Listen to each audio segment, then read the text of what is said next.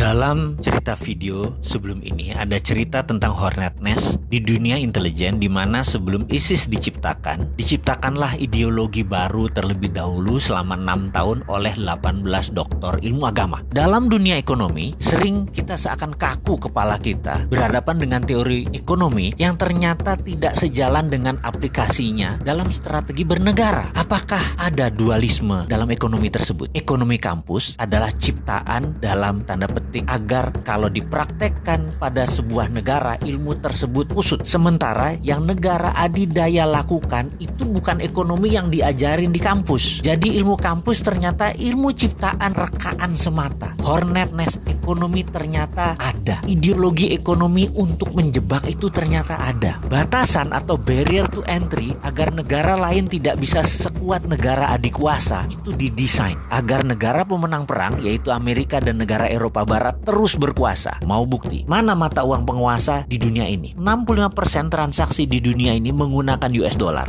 20% menggunakan euro, yen 4,7%, yuan Cina hanya 1,9% nilai transaksinya. Walaupun Cina menguasai mayoritas perdagangan sampai 50 atau 60% perdagangan dunia, dolar tetap underlying transaksi mereka. Memang mau Indonesia misalnya CPO-nya dibeli oleh Cina bayar pakai yuan. Terus yuannya tadi buat apa? Kita mau beli mesin misalnya untuk pabrik, mesinnya dari Jepang. Apa Jepang mau terima yuan? Nggak mau lah. Jepang mintanya dolar buat devisa mereka. Kok bisa begitu sih? Ini kesepakatan atas dasar suka sama suka atau atas dasar saya penguasa dunia, Anda harus manut dengan saya. Baik, kita akan bicara tentang currency warfare di sesi lain. Sekarang kita kembali ke topik. Misalnya lagi, dunia perbankan yang saat ini dianggap kunci sukses ekonomi, sehingga bank dicitrakan adalah penting untuk membangun ekonomi itu hanya bank. Padahal banking atau perbankan benar, tapi bank tidak. Bukan jadi kunci, banking yang jadi kunci, bukan bank. Tetapi karena sudah ada doktrin di banyak otak para pejabat dan akademisi bahwa banklah yang terpenting, jadi bank harus dilindungi. Padahal bank itu didesain untuk orang kaya saja. Ini by design agar memang kekayaan menumpuk di komunitas 3%. Bank bukan buat semua orang, dan itu sudah masuk di kepala kaum bankers di bawah sadarnya. Padahal bankers itu pelayan kaum kapitalis, bukan pelayan rakyat. Mau bukti? Maaf ya, kalau sudah bicara tentang banking, si Sontoloyo ini tegangan tinggi. Karena apa? Nyerempet riba, pasti tegangan tinggi. Kita lanjut. Misalnya dengan ada namanya asset based loan atau pinjaman berbasis aset. Itu hanya komunitas 3% saja yang bisa pinjam bank, karena punya kolateral, punya jaminan. Coba yang lain nggak punya kolateral, jadi bisa apa? Atau kita ambil contoh lagi deh. Ini cara ngitung yang aneh bin ajaib. Kita ada kolateral, kita mau beli rumah, kita ambil KPR. Kredit ini dihitungnya caranya aneh bin ajaib karena untuk menguntungkan bank. Kita tahu pada saat kita menyicil tuh ada cicilan pokok, ada bayar bunga. Dan itu lucunya bukan pakai proporsional yang sama. Misalnya kita bayar 2 juta setiap bulan. Di awal-awal cicilan, lucu, yang 1,5 juta buat bayar bunga, yang pokoknya hanya 500 ribu. Nanti kalau sudah tahun ke-15 sudah mau lunas, dibalik 2 juta tadi, yang 1,5 buat pokok, yang 500 ribu baru bayar bunganya. Bunganya mengecil. Itu mereka ngambil bunga di depan. Itu rentenir banget. Ini gila dunia perbankan ini. Dan herannya itu dilindungi oleh pemerintah lagi. Hebat bener dah. Kesimpulannya, bank itu menyedot dana orang kebanyakan. Namun pembiayaannya hanya untuk orang kaya. Bagi saya, kalau ini didiamkan, ini namanya kita orang bodoh. Kapan kita bisa berdiri di atas kaki sendiri kalau kayak gini? Harusnya ada project based loan, pinjaman berbasis proyek. Tidak harus aset. Selama ada revenue, selama ada omset, selama ada profit, boleh dibiayai. Dunia perbankan harusnya dibuka lebar-lebar. Bukan dunia bank ya. Dunia perbankan harusnya dibuka lebar-lebar. Sehingga banking bisa dilakukan oleh non-bank. Banking 5.0 itu bukan oleh bank lagi yang mengerjakan. OVO, GoPay,